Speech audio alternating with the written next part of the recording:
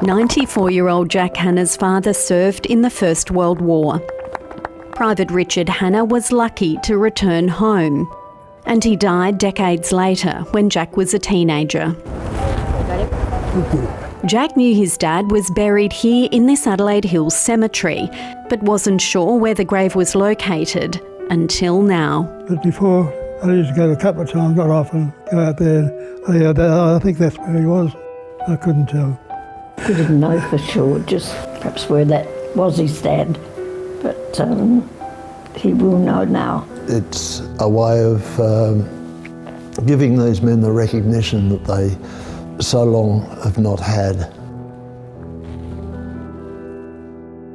All right, so we are after Crookshank.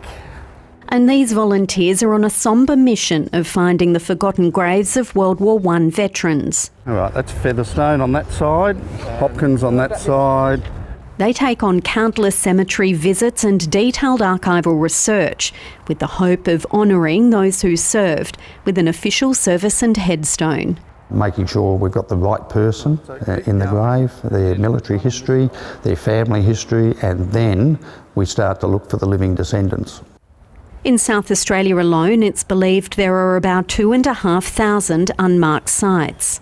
At the moment, we've got a list of about 50 that we could do, pending funding, and we've got a list of about 420 possibles around the state. Diggers were lost for many reasons, from Spanish flu, disconnection from family, and the Great Depression. Grieving family had to consider whether they would put food on the table, pay the rent, or put a marker on a loved one's grave.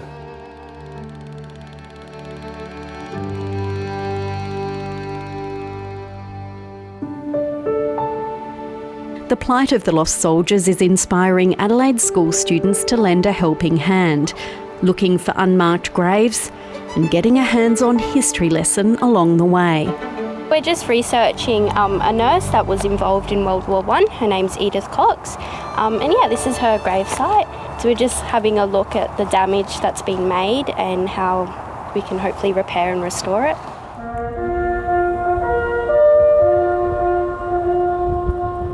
Private Hanna's dedication was partly funded through a federal program.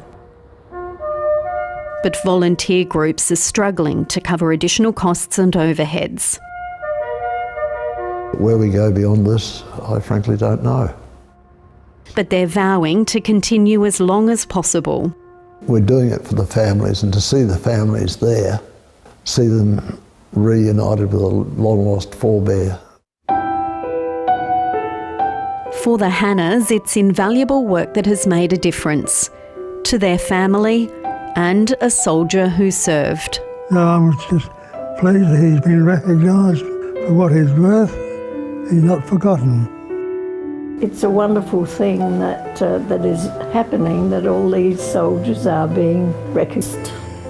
Yes, they earned it, they really did. But to us as a family, it's been a great thing. They say I'm just like my dad. Kids couldn't see it at all. Emma Masters, ABC News.